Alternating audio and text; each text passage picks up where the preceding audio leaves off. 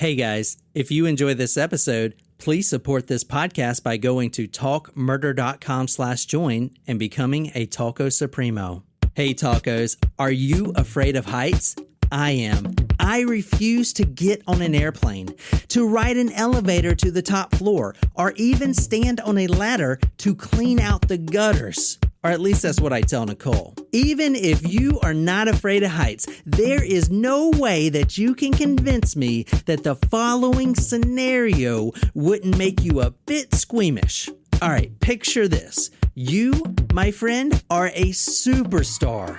And you are also 80 feet in the air, which is about 8 or 9 stories, suspended from the ceiling by one single rope. Your vision filled with the vast, dark arena, lit only by the hundreds of flashing camera lights below, which seem to be making you a bit dizzy. You glance down past your dangling feet to the 20,000 screaming your name fans, which from this high up look like nothing more than a bunch of talking ants. You notice that you feel weightless, but quickly realize that this is because all of your weight, your body, your organs, your thought streams and aspirations, and your entire life is currently supported by that one single rope attached to what you now notice is one dinky and cheaply made carabiner. You think, will this clip really support all of me? You try not to think about it. Again, you are a superstar, and your loyal fans patiently await your descendants.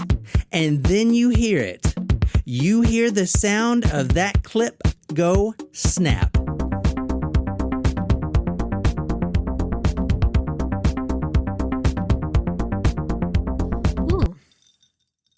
What are we drinking tonight, Nicole? That is awfully refreshing.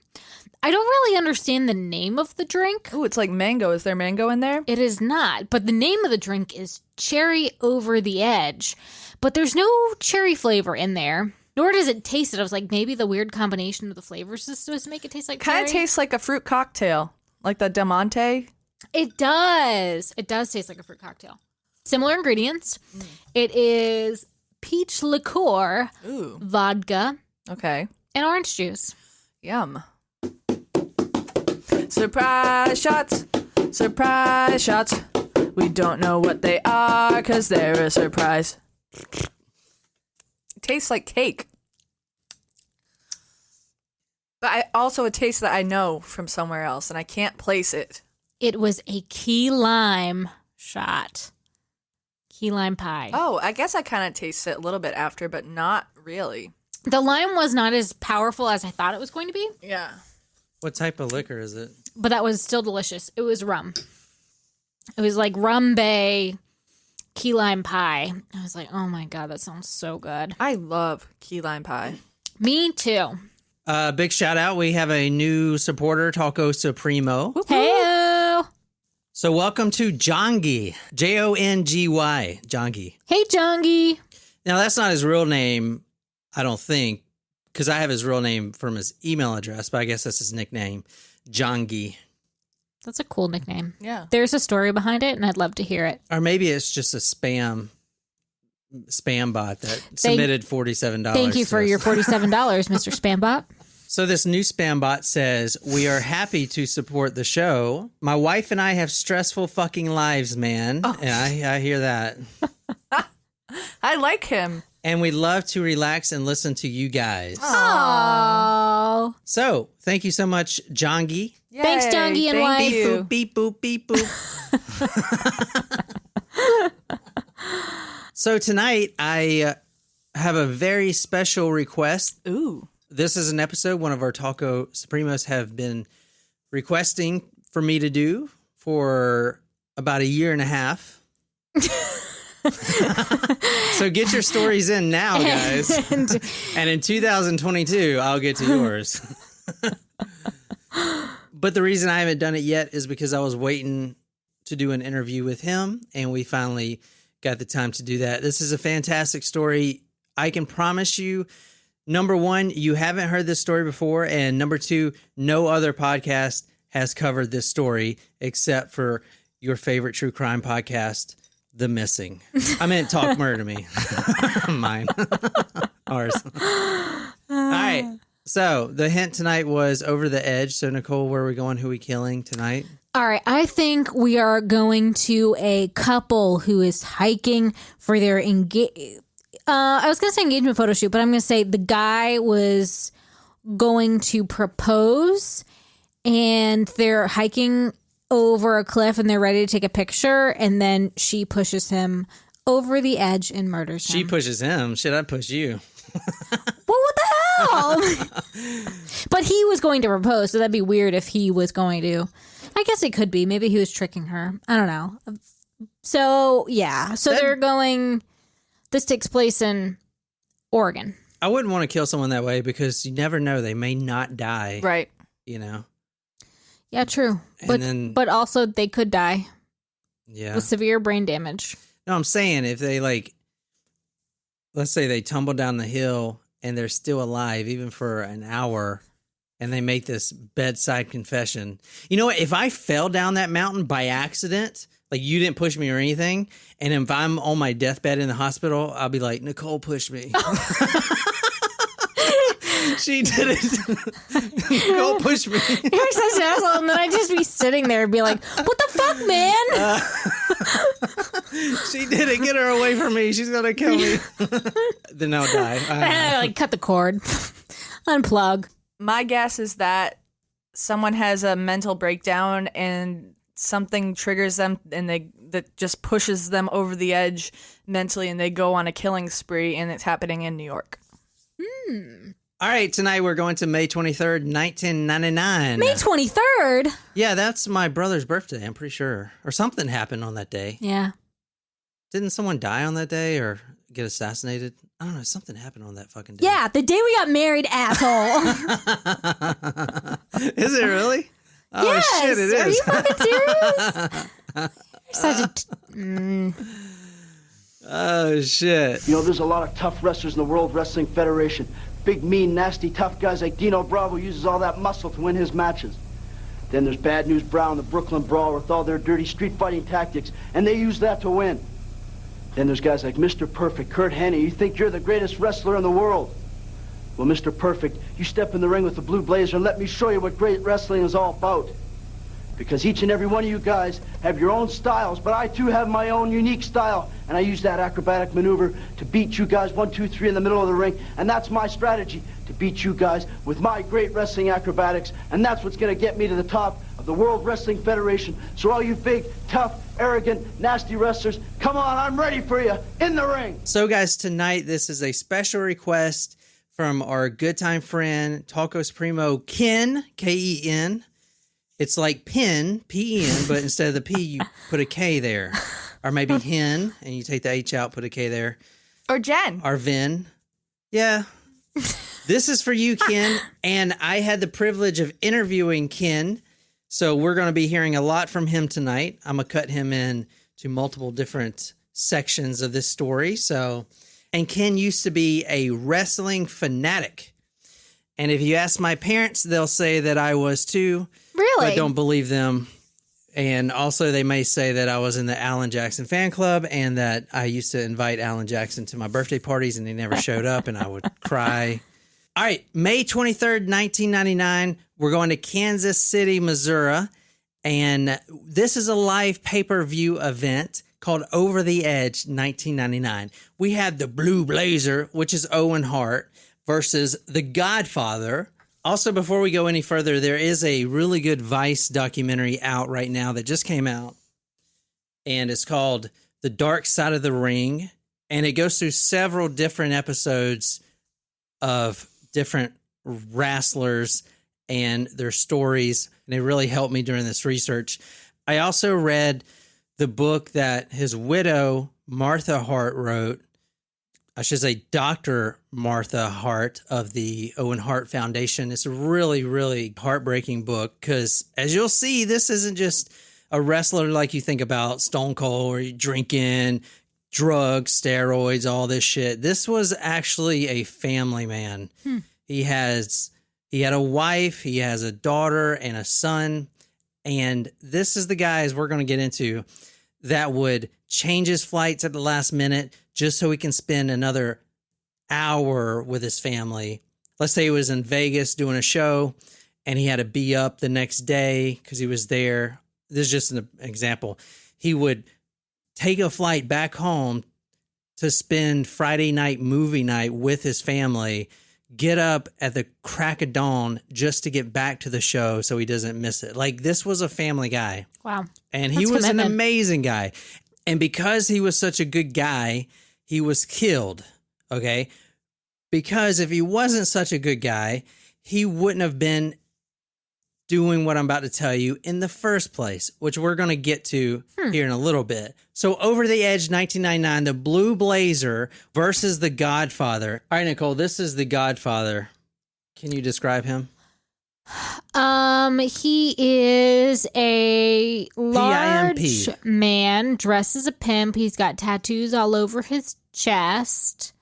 He's wearing like a gold medallion, green hat with a feather, white glasses. He looks like Ice-T. Yeah. He does, yeah. So he's dressed as a pimp, and that was kind of his persona. So these wrestlers have different personas, and it's scripted, yeah. So they follow these storylines. So May 23rd, 1999, Over the Edge, Sunday night, the Blue Blazer versus the Godfather. This was basically the plan. The Blue Blazer, Owen Hart, was going to rappel down from the top scaffolding, the rafters, which were 78 feet in the air. Now, I'm going to show you pictures of this in a second, but he was going to rappel down a few feet above the ring, and then he was going to unclip his harness and fall flat on his face. It was supposed to be goofy. I'm going to tell you why it was supposed to be goofy in a little bit, but it was supposed to be embarrassing and stuff like that. He actually rappelled down from the rafters a few times months earlier, and I'll show you a video of that here in a second, and you can kind of see what I'm talking about. It's supposed to be goofy. But this is the last footage that Owen Hart made right before he climbs onto the catwalk 78 feet above the ring. Ooh, the Godfather. Just saying his name makes my blue blood boil. Ooh, the Godfather. My arch nemesis. He represents everything that's wrong with the WWF. But fear not, because I, the Blue Blazer, will always triumph over evildoers. And you know why? Because I always take my vitamins, say my prayers, and drink my milk. Woo! So you can see how he is different from someone like Steve Austin, who is drinking beer and... He's encouraging kids to do good things. He's trying to be a role model. Which during this time wasn't the landscape of the WWF at all. It was all about sex. The scripts were half of the athletes having affairs with everyone, doing drugs. Like, it was just fucking and it's garbage today. I mean, it's just, why the fuck would you watch it? But back then, you could let your kids watch it because it was about good versus evil. Right. It was like that, what's that guy that wrote that book about, and he says all the best stories have good versus evil. Star Wars was like that. I can't remember. Oh, I know what you're talking about, but I can't think of it. This is Owen Hart 6 months before doing the same maneuver. So go to talkmore.com to see this. This is how it was supposed to go. But I have a problem. Hey, Blackman not being... Hey, it's a blazer. It's the Blue Blazer. The Blue Blazer descending from the ceiling. What in the world?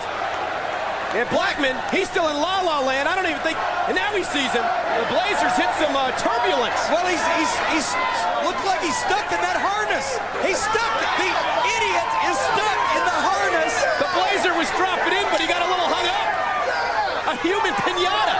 I think the same guy planned Blazers' attack as planned General Custer's attack on the Indians. I think Blackman's going to knock him until the candy comes out. Get him. This is nonsense.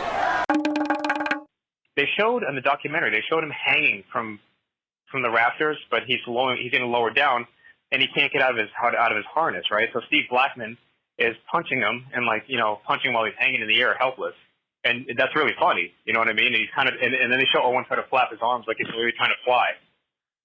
Like, it's hilarious, but he can't move because he's just literally just hanging in the air. And I'm going to get to this later, but he didn't want to buy into all this sex appeal and stuff like that. So they didn't have a place to put him as the best in the country, not just in wrestling. He was far above anyone else, but they didn't have anywhere to put him because he was family oriented. So they made him do this goofy shit. So Owen Hart, he puts on his coveralls. He doesn't want people to see him. He walks kind of through the crowd. He walks up the stairs. He gets to the catwalk. It's really narrow. If you've ever been to an auditorium or an arena and looked up, you can see the catwalk. It's where the engineers and the light technicians get to fix some things. It's not very big. He's dressed as like a maintenance type facility guy, and he goes through the crowd, he goes through the top of the building, and he makes his way to the catwalk, dressed like this. And he's got coveralls, he's got a baseball cap down, like really like, you know, covering his eyes kind of thing, so that fans wouldn't be able to recognize him.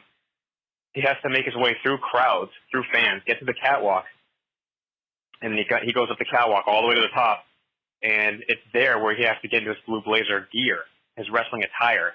He's changing up there. Now, Owen Hart is 230 pounds and of pure muscle. You see, he's like big dude. Mm-hmm.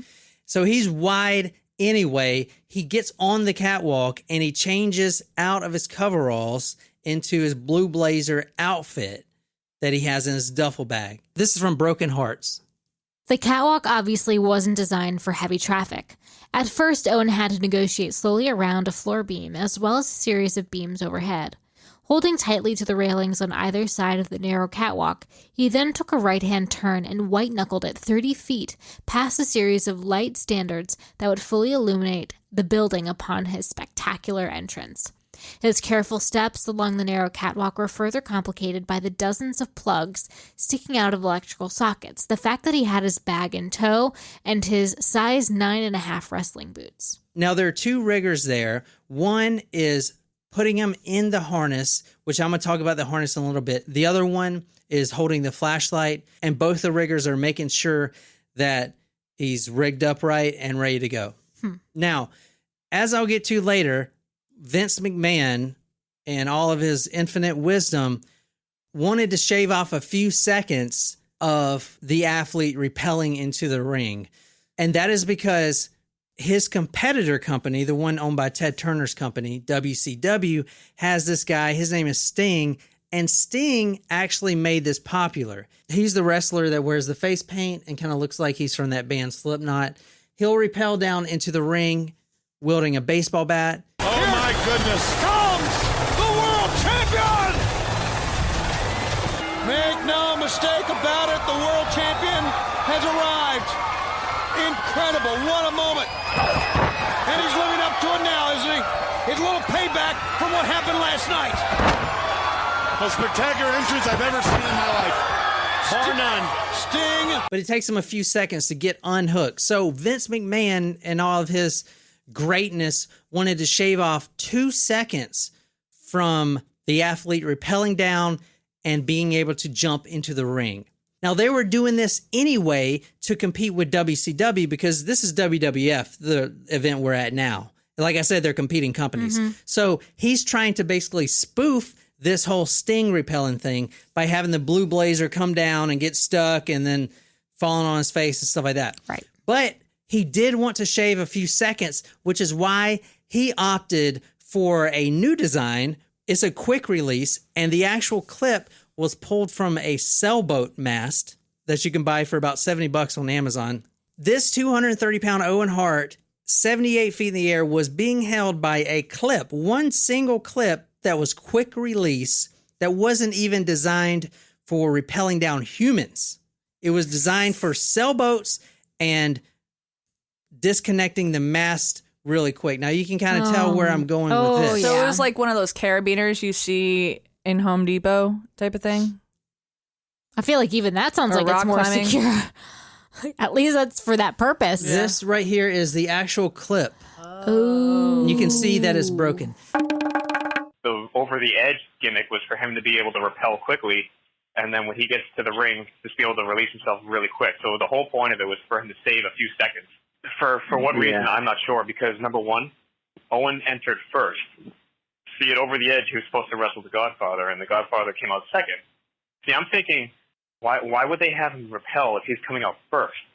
Shouldn't they have the Godfather come out first, and then Owen's repelling, and Owen's coming down, right? He's being lowered.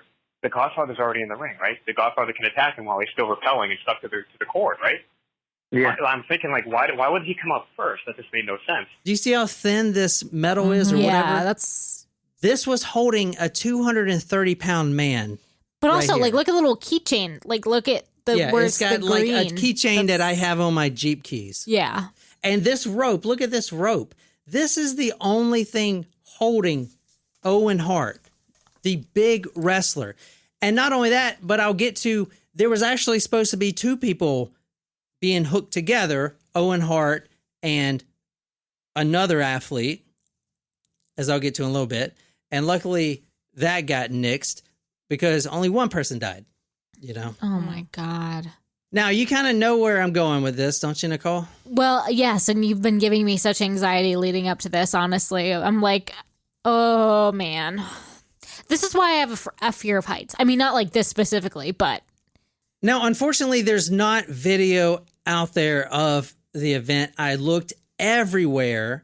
The only video is supposedly locked in the WWF vault. It wasn't aired live? Like, this wasn't a live airing event? That's a really good question. Yes, it was aired live, and I'll show you the video here in a second, but they don't show the event happening. They just pan to the audience back and forth because it was pay-per-view. So what you see on pay-per-view isn't instantaneous. It's, I don't know, a minute, 2 minutes off, right? So if something does happen, they got 2 minutes to turn the camera away, so millions of people won't be able to see it. Does that make sense? Interesting that they had the foresight of that before, you know, remember the whole Super Bowl fiasco with Janet Jackson? Come on. Mm-hmm.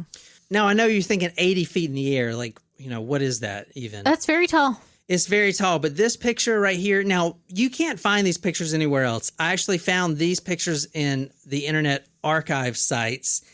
One guy had taken these photos. He was in the arena at the time. So I'm going to put these on talkmurder.com because these aren't anywhere that you can find them very well. So I'm going to put them all on my blog right there so they can be accessed by everyone because I feel like they are important. And like I said, the guy taking these photos was a fan. I think it was like on the 8th level or something like that. But this is what 78 feet in the air looks like right here. Holy shit. So that's a lot more than you think in your mind. You know, you think 78 feet. Yeah, that seems like a lot. But go to talkmurder.com because it's a lot. Oh my God. It's basically... God. It's 8 basketball hoops. That... And I didn't know terrifying. this. I didn't know this, but a story is actually a unit of measurement. Did y'all know that? Mm-hmm. Mm-hmm. A story is actually like 10.263 feet. So 80 feet is basically 8.5 stories. So maybe that'll help you if you to picture it in your mind. But yeah, that's a very long way that he was up. Yeah, it gives me the heebie-jeebies. So And Nicole, seeing that distance like that is real freaky. Nicole, tell us what happens. He falls. All right, picture this in your mind right now. Owen just dresses in his costume. He's ready to go. Down below, you have all these screaming fans because they know what's about to happen. They're all looking up. Everyone's screaming at him. The camera flashes are going off. He gets onto the platform. He's hooked up. The riggers double check. They basically pull it hard enough. They lift him up, the 230-pound Owen Hart, up to make sure that the clip is secured and he's going to be safe. And then he walks off of the catwalk, the platform, and he is dangling. So his feet are dangling under him and he can see the crowd and he's being held by nothing at all, just that shitty-ass rope and that sailboat mast clip with the keychain that you would find on your car keys. That is what's holding this man. And we're going to read the police reports here in a second, but the riggers said they heard a very familiar sound that horrified them, and that was the carabiner snapping. So Owen Hart is now being held by nothing, and a 230-pound man dangling in the sky 78 feet above the arena is being held by nothing, there's a force called gravity that pulls you down. So he falls 78 feet. So I'm going to go back and show you this picture right here, Nicole. He falls from that top right there. He falls all the way down 78 feet in front of a live audience and hits the ring going about 25 miles an hour. He hits the top rope. He misses the turnbuckle, and then he's repelled off back into the ring. I cannot imagine even being in that audience and seeing that. In the police report, the riggers talk about how they're seeing him plunging toward the ring. He's kind of spiraling, and he's being held on by nothing. The clip is broken. He is free falling, spiraling, and then he falls. He actually lands on his left side first, and he hits the top rope. So when I was doing this story, I kind of wanted to have a really good idea of the impact. Like, how hard did this guy hit when he fell? So, and I'm not trying to be funny, but this website created by a bunch of college kids is called the Splat Calculator. So it lets you put in several parameters, height in meters and mass in kilograms, which I did. I had to look that stuff up, so I'm not pretending I'm smart or anything. So here's what we got right here. 24.5 meters, which is 80 feet in the air, by 103 kilograms, which is about 230 pounds. So the speed at impact was 21.91 miles per second. It's pretty fast. The estimated time until impact was 2.24 seconds. That's very fast falling, from there. Now, I'm not really sure how to portray joules, Joules, in a measurement that we can all understand, but it's 24,730 joules. That's the force of the impact. Is basically like dropping a freaking watermelon from that. I was worried that the website you're going to show was going to then show like what it would be like if you threw a body. I was like waiting for a cartoon image of it. Waiting for the actual splat. Yeah. Oh. I was bracing myself the whole time for it. All right, let's talk about his injury. So he hits the ground in front of everyone. He actually hits his left side first, thus absorbing the entire impact on his left side, instantly shatters his left arm above the elbow, completely obliterated. Massive internal injuries, obviously. Did he not die instantly? Unfortunately, no, he did not die instantly. He actually survived for about 45 minutes, and it was probably one of the worst 45 minutes you could go through. Wow. He flipped off of the rope backwards by the cables. He hits the cables right by the turnbuckle, which is the sides of the cables that kind of allow you to provide tension. Right by there, he bounces off the rope, and then he hits the ring with so much force after he's already bounced once that he flies over a foot in the air off that second impact. That's a lot. So he's like, boom, boom, and then he flies a foot in the air, which is a lot of impact. Christ. The fans were cheering not because they were dicks, but because they thought this was a part of the show. Right. Because as we'll talk about, wrestling has to keep upping the bar on everything they do, or people will get bored of it. So they literally thought that this was how it was supposed to go. This is not a part of the entertainment here tonight. This is as real can be here. And this is not your typical wrestling storyline. This is a real situation. Owen Hart was to ascend in a superhero-like entrance from the ceiling of this arena, and something terribly, terribly went wrong. It's theatrics. Yeah, let's talk more about the injuries. His aorta was violently torn open. This instantly started filling his lungs with blood. What I remember, to my best understanding, Owen Hart, when he fell, Jim Ross said it sounded like he hit the turnbuckle and maybe the ring post, but I think he hit, and it was a sickly thud. This is like horrifyingly sick of an impact.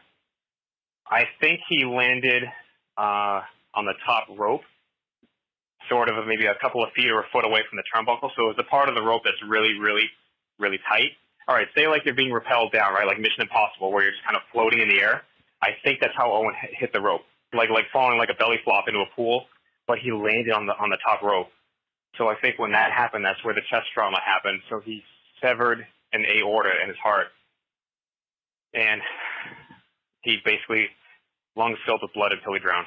That's the long story short of how he died. Now, he was still alive through all this, and a survival reflex, and you can see him right here.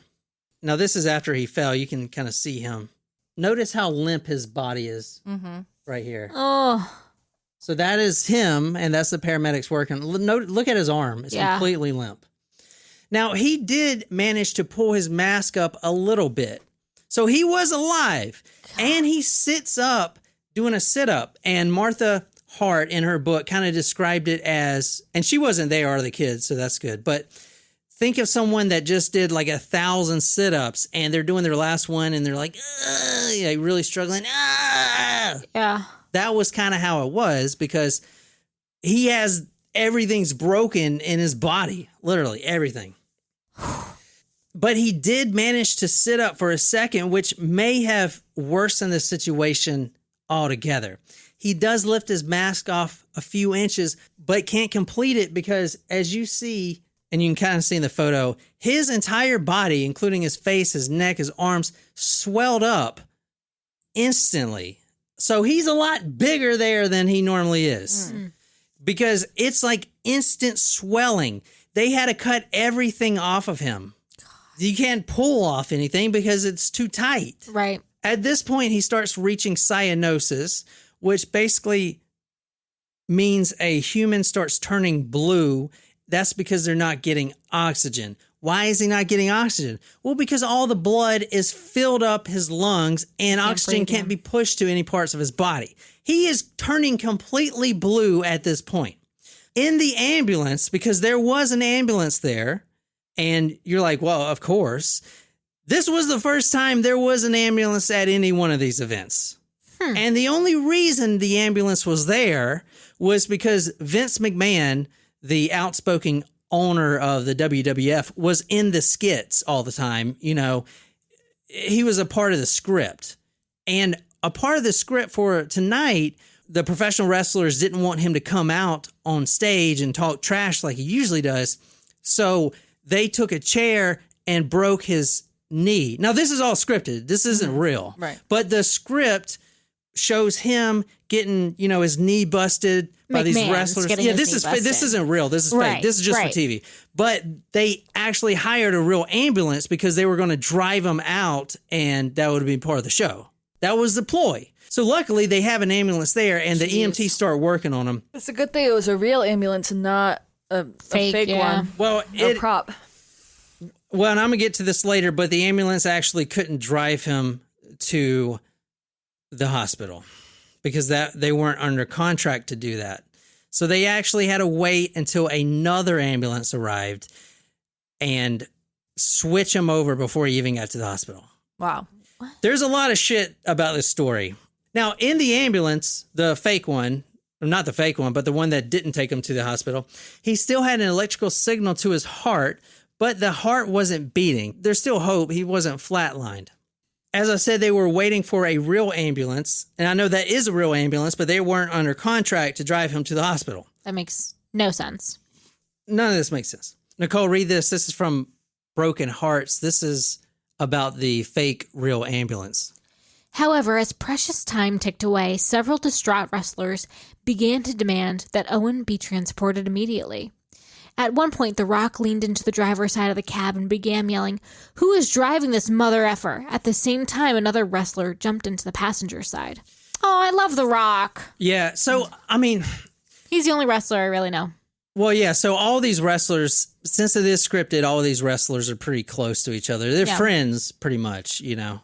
But, yeah, it's kind of fucked up. And they're like, why the fuck isn't this thing moving? Exactly. And then they were trying to explain, well, we're not supposed to drive them there. And then The Rock's like, what the fuck? Owen's eyes remained opened and fixed ahead, revealing no sign of life whatsoever. That his pupils dilated 5 millimeters, nearly twice normal, was yet another ominous sign. The show must go on, so the announcers were given 10 seconds to inform the entire world that Owen Hart was dead. here in Kansas City, tragedy befell the World Wrestling Federation and all of us. Owen Hart was set to make an entrance from the ceiling, and he fell from the ceiling.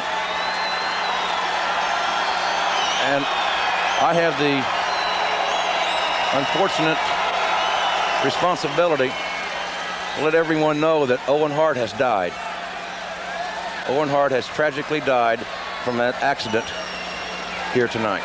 Were they not frantic as that thing was happening either? Like, you know what I mean? They were. Yeah, I mean, this is the pay-per-view. They're not even showing the ring. This is what the people at home are seeing. Right. So what are they seeing? They're seeing pannings of the audience. People standing up. Yeah, they're seeing the audience. They're not seeing anything with the ring. All right, so the ambulance finally did arrive, and they rushed him to the Truman Hospital. And at 8:12, he was pronounced dead at the age of 34. Jeez. And for all you medical people out there, I'm not really sure what this is, but the Glasgow Coma Scale, his was listed at 3 out of 15. So that's bad. I'm not really sure what it is, though. Now, let's talk a little bit about Owen Hart, because one of the reasons this is so tragic is because he was a family man, like I mentioned earlier. And when I started watching wrestling in late 91, I had no idea who he was. I didn't even really know who Bret Hart was. Bret Hart's my favorite wrestler of all time, or at least in my top 5, for sure. But he's way up there. And if I were to make a top 10 list of all time, Owen Hart's in there as well, I think. And he actually hated his job. He didn't actually like wrestling at all. He was actually trying to get out of it, but they didn't really pay him that much as you think. It wasn't easy being a young Hart wrestler. I was living my dad's dream, being an amateur wrestler and going for the Olympics. Owen told High Road Productions in his biography. But I hated it. I didn't like dieting. I didn't like being Owen Hart, the famous Hart boy, Stu Hart's son. But I always had this feeling. When I come home, I want to please my dad. He wanted to be a film director when he was growing up, but he grew up the youngest of 12. Whoa. I'm going to brief through the history right quick. But he was the youngest child of 12.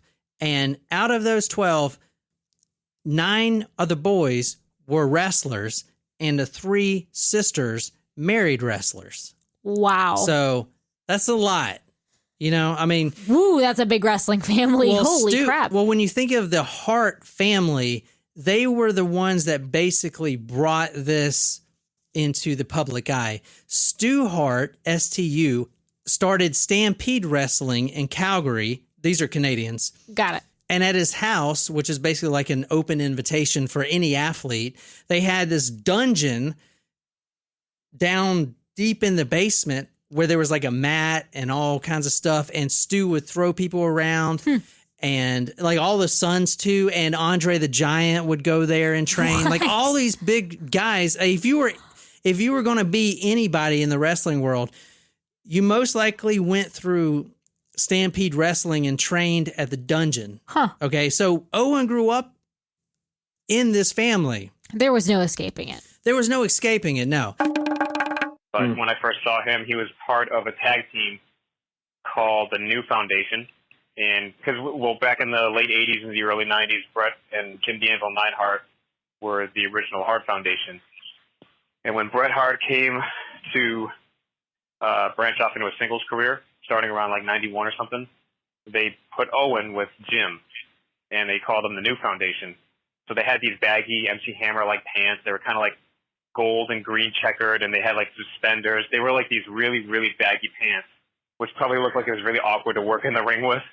Yeah. But Owen would still do his Stampede Wrestling style moves and his high flying, backflips and stuff like that in those pants. It was just crazy. Owen never did really like wrestling. From what I learned about him, he only wanted to kind of please his dad, but that actually blossomed into him being the favorite son and the most talented of all the Hart boys.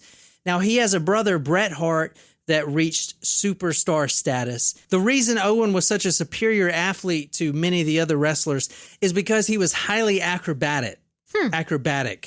So he would do the flips and everything. He would actually bounce off of the rope and then like flip over and put someone in a headlock or whatever. Now, I'm not really sure how this all wrestling stuff works, but I can tell you that there was no one that could match his talent at all. He was the most talented wrestler out there, which is why he went down in this Blue Blazer thing, because they wanted to keep him in wrestling because he was so talented, but he didn't want to buy into all the salaciousness that was going on in the WWF, but they had to keep him in somewhere, kind of thing. Did they script him winning a lot or losing? He was just at the precipice of making his superstar debut and being one of the greats. You know, even though Owen was looking to sort of kind of move away from the business around that time, had he not died in 99, think of who was coming in to the company around that time in less than 6 months to a year. There were so many guys that made it to the WWE that could have literally given Owen Hart some of his best matches. He could have had a total career resurgence, a complete 180 in his career. So he would have gone from floundering around in the mid-card with the Blue Blazer gimmick to having a total resurgence in his career. Because guys like, and again, I'll mention this name, Chris Benoit was part of the WWE in 99, 2000. Eddie Guerrero was there. Dean Malenko showed up. Edge and Christian were there. And Kurt Angle was there. So you would have had a lot of good talent that could have worked with him had he not passed away. So he hadn't even really hit his peak yet when he died. Because nobody really could touch him in 99. He was just on a whole nother level of talent. So he was literally on his way up. Now, I'm not going to get in too much of the wrestling because I know I don't want this episode to be like 7 hours. But his idol was a Japanese wrestler named Tiger Mask. Now, America pulls a lot of our wrestling, the professional wrestling, that is, the stuff you see on TV, from the Japanese market. Now, the thing they do differently in Japan is the only thing they have scripted is the ending of the match. So who actually wins and loses. Everything else is basically like a boxing match. Not boxing, but is non-scripted. Right. In America, though, it is scripted. Every move is scripted. Okay, I'm going to do a headlock here. I'm going to do a pile driver here. You know, they are all in character. And then when the wrestlers are actually, have each other in headlocks, they talk to each other during it. So, like, let's say you're a wrestler up there and you got The Rock in the headlock. When no one can hear him, no one can see his mouth. Okay, now go ahead and throw me against the rope and I'm going to do a double backflip or whatever. Mm-hmm. So they're actually talking to each other. In most cases, they're all really good friends with each other. Right. Okay, so it is fake per se, but it's just entertainment, It's kind of weird. It is weird. Yeah, it's kind of weird, but I can kind of get it. And after talking to Ken and seeing his passion for it, or what it used to be, I can kind of see the appeal. A storyline is a predetermined piece of written plotting for a wrestler in their character over a period of time. They also call it a program. A program is a series of matches you work with your opponent, and in turn, the program draws money. It's called doing business. Wrestling is not fake. There's nothing fake about it. You will hit the ropes, that's going to hurt. That's going to sting you. It's going to leave bruises on your back. You hit the mat, it's just like being in a real fight. It's probably worse, actually. Jolts your whole body. Probably feel your teeth rattle when you take a bump on a flat back bump. Most basic wrestling stuff. It takes incredible cardiovascular conditioning to be able to run the ropes, to be able to bounce off the mat, to get back up, do the same thing again, to be able to lift a human being. And it takes two to tango. Your opponent has to work with you. So you're not just lifting somebody up as dead weight. The opponent is going to help you in lifting him up. So they're going to kind of spring themselves up so they can go up for you like a light feather versus a full refrigerator. The next secret he told me was all about getting juiced. He explained how the Stampede wrestlers would conceal a razor blade in the tape around their wrists. When they'd get knocked out of the ring, they'd roll under the skirt of the canvas, take their blade out, do their gig, and throw the blade under the ring. Then they'd reemerge bleeding profusely. It sounded like an awful sacrifice for a few minutes of entertainment, but Owen reassured me it was harmless. He explained that although it looked horrific, the cuts generally amounted to little more than a scratch. So a lot of the wrestlers that you see on TV are into drugs and prostitution and all kinds of stuff. Mm-hmm. But Owen, as I kind of portrayed earlier, was not into that. He was a family man. You really got to read the book to really understand it. during this time, Vince McMahon, the WWF owner, was battling against Ted Turner's crew in the WCW. And there was basically a ratings war going on. So this is after the whole Hulkamania, the golden era, where you can let your kids watch it. Now they're just trying to get ratings, and kind of like in today's newspaper and media, what do you want to do when you get ratings? You make everything about sex, violence, and all kinds of other shit. Mm-hmm. So that's where it was going, and that's where wrestling went, and that's where it currently is now. It's in the sewers. But Bret didn't want to play along with that. Yeah, even in the clip that you showed, he was almost like a retro throwback compared to the two people who were interviewed after that announcers. Mm-hmm. I was kind of like, made you think that maybe he was in a different time of wrestling. Yeah, that's the thing. I mean, they didn't know what to do with him. He was so good, but he didn't want to. So, for instance, the skit that they were wanting him to play was he was going to have an affair. Now, this is all just part of the show. He was going to have an affair with one of the valet girls, you know, the girls that come out with the big boobies. He was going to have an affair with one of those. But Owen Hart's like, no, I don't want to do that because I don't want my kids to see that and see that I'm having an affair. And that's not the type of guy I am. You know, not real life storyline, but he was supposed to be romantically involved with someone other than his wife, and that wouldn't have looked good to his kids or friends of his children. He didn't want to have to, like, come home to his wife and explain everything and get all that confused. So he figured, all right, I'll do the blue blazer gimmick. That's pretty harmless in terms of, you know, my kids won't think anything less of me for that. So, you know, because back then it was like they were in the middle of that white hot era where, you know, vulgar sex and all the ultra violence was, you know, becoming the new thing. So if he didn't do what they asked, then they would find a way to replace him, or he was just fearing for his job more than anything. So instead of the Deborah angle, he did the blue blazer gimmick, and that's ultimately what, you know, the rest. You know, when all these other wrestlers are doing drugs and getting prostitutes in the hotel room, Owen is on the next flight home to spend a few hours with his family and his wife and kids before he's got to fly back the next morning. And in the book, it's really sad because Martha, when he couldn't come home, he would write all these little notes on this hotel itinerary, and sometimes he would send them to her. And other times he would just hide them, like in her stuff, you know, when he was home, and she'd find them. But he was always in the hotel room talking to her or whatever, while all these other wrestlers are doing God knows what. Yep. You know, and another thing is, when he was at home, you know, his kids were young. They were watching, not SpongeBob, but whatever was around that time, Power Rangers or whatever. So when Owen was in the hotel room all by himself in Vegas or wherever, he would be watching those kids shows just because it reminded him of being at home. I mean, it's just stuff like that. This guy, like, I'm not doing a really good job of portraying it, but the reason this is so sad is because this was a really, really good guy. Yeah. So if you want to read this is from Martha Hart's book. Whereas wrestlers had once been a collection of comic book superheroes battling evil challengers, the WWF had degenerated into a sleazy soap opera that suddenly revolved around immorality, sex, and vulgarity. Catering to the lowest common denominator in society, McMahon thrust the WWF into a dark, seedy world in which good guys were bad and bad was better. Using Texan Stone Cold Steve Austin as his new poster boy for disrespect, McMahon took dead aim at adolescents and began introducing sexual plotlines, increased violence, and vulgarity. Owen hated it. If you read this book, you'll realize that Vince McMahon is like the biggest piece of shit on the planet. He just looks sleazy, too. He looks like a lizard man. Complete fucking sleazeball.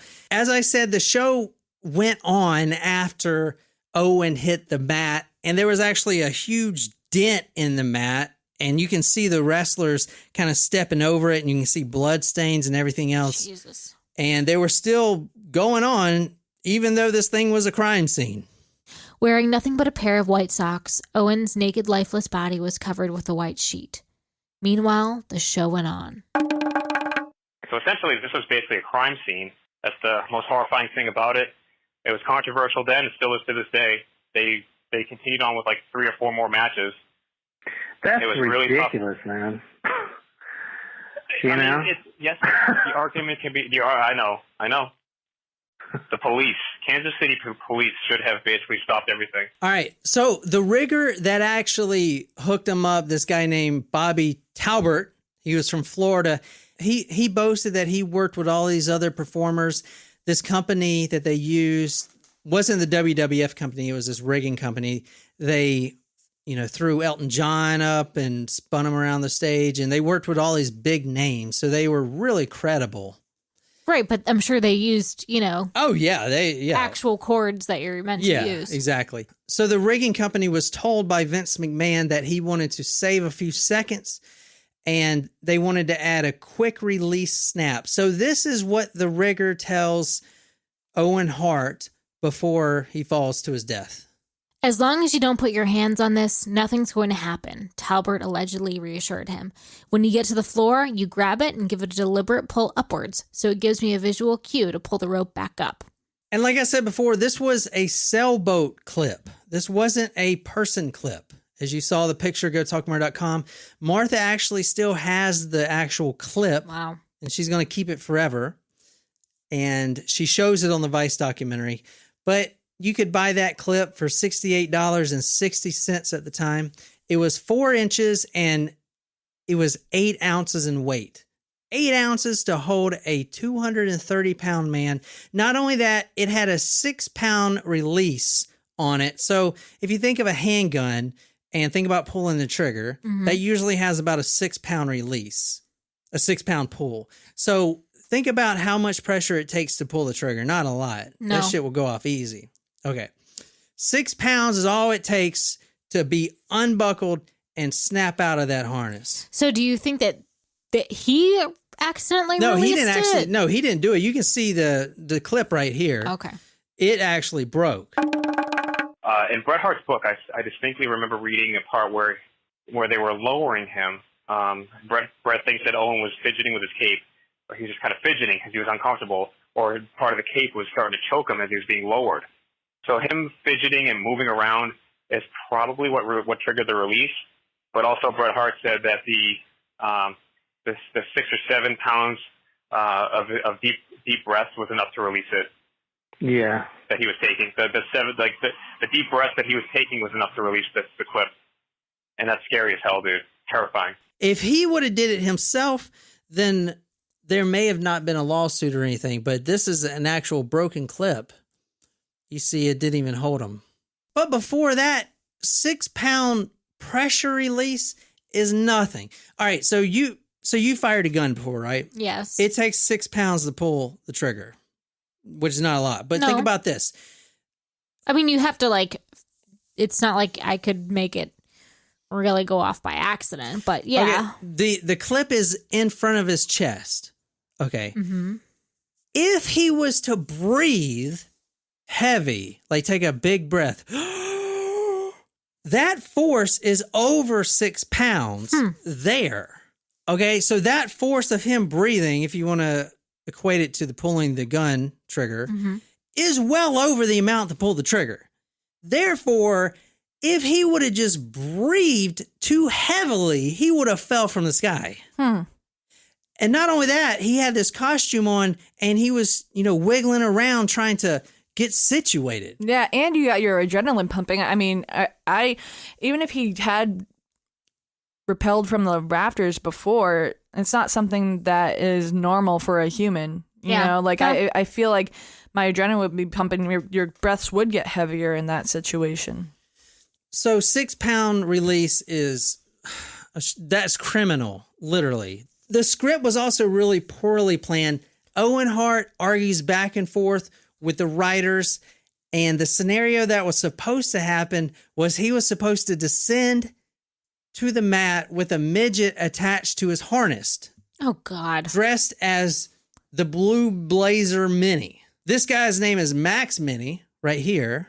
And he was going to be like Dr. Evil's little friend. That's a Mini-Me or whatever. So the Blue Blazer, Owen Hart, was going to have a midget attached to him, and they were both going to descend together. Luckily, that didn't happen because they would have both died. Or maybe Owen would have fell on this guy and he would have been squashed. I don't know. But not only that, this guy didn't even speak English. So when you're a rigger and you're trying to tell someone, okay, don't release this harness. Okay, you need to be careful not to do this. There was no translator to even tell him how to do it in the fucking first place. Like, what the fuck? He didn't even understand English. Yeah, this guy was going to be dead. Luckily, Owen refused to have that happen, you know? That's good. And luckily, this guy wasn't attached. It's fucking ridiculous. Jesus. They are trying to make it to be like a circus. It is a fucking circus. And that's why Martha Hart in her book keeps calling it a circus and sideshow freaks, because it fucking is.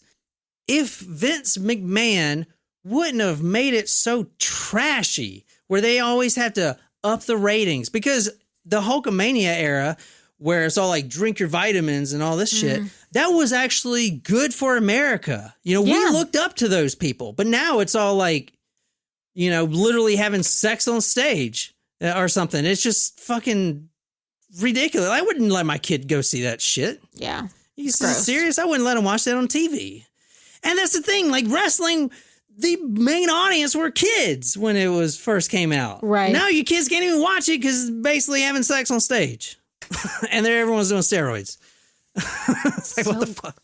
The release cord, designed to quickly separate Owen from the rope upon ring entry, was then brought to the front of Owen's harness and secured on the upper right side of his chest using black gaff tape, similar to electrical tape. As designed, one quick tug on the cord would trigger the snap shackle and allow Owen free range in the ring. It only took 6 pounds of pressure to rid himself of the rope, and Talbot explained that Owen should pull it in a deliberate upward fashion, cueing Talbot to pull the rope back up. Now, there was one other minor victim. The referee was in the ring, and multiple witnesses heard this, including the referee. He actually, I think, broke his leg because he got hit with Owen's leg. But when Owen was falling to his death, because if you're falling that high, there's no other alternative. You know you're about to die. He was screaming, and he wasn't like, ah! He was saying, get out of the way! Get out of the way! He was trying to clear the entire ring so he wouldn't fall and hit anyone. So, I mean, it's just, that's how sad this whole thing is. It's like, how does even his reflexes are good human reflexes. I know. This guy, I mean, fuck Mine would me, be like, man. fuck! You know what I mean? Yeah, I would have been like, ah! And this guy was like, move out the way. I'm coming down. I don't want to hit you kind of shit. Right before he gets splattered on the freaking mat. God. It's like awful, man, how good of a dude this was. The riggers were looking away. And at the exact moment that the riggers were looking away, suddenly he's falling. That's when it happened. They just happened to be looking away, and suddenly he's clawing at the air, just falling straight down. He's done. He knows he's done. And the last thing he said before he actually struck the floor, the mat, was "Look out." He wanted to make sure nobody was in his way. Referee. Oh my God. Was in the. Yep. When Owen was falling, he still had the wherewithal to tell somebody to get out of the way. This proves how selfless and how much of a good human being he was. Just that right, he knows he's done. Your life's over, and you have a second. You have a second left in your life. And I remember Martha Hart in the documentary saying, you know, what a horrible feeling that must have been to know that this is it for you. This is the end, and there's nothing you can do. That's the most horrible feeling in the world. So he's plummets, he's done. But at least he made sure he didn't take anybody with him. But I didn't want to make this story too long, obviously, so I'm going to kind of wrap it up. If you look at the Wrestling Hall of Fame, Owen Hart is not in there. Why? Being the best wrestler of all time is not in there. Because Martha Hart has so much disdain and hatred towards the circus that killed her husband that she doesn't want him to be in there at all. Martha Hart, actually, if you've been reading her book, you know that she wanted justice and accountability. She didn't care about money. Ultimately, she got a lot of money, enough money to start the Owen Hart Foundation, and that's what her purpose in life is. Her purpose in life after Owen's death, because ultimately it is a happy story. Martha Hart had two. If you watch the documentary, it says right at the moment she received the news of Owen's passing, she saw like a tunnel with two paths to go down. One was just ultimate destruction and sadness, or the other one was redemption and just pressing forward kind of thing. So she obviously chose the only path she could choose. And the Owen Hart Foundation that she started was, you know, a part of that. So it helps people buy homes. Single mothers like her get into a home. Supply, like helping them with their income kind of thing. So they're definitely doing a lot of good, and that's why they also don't want Owen Hart in the Hall of Fame, because she doesn't want him glorified by the same company that took him away from her.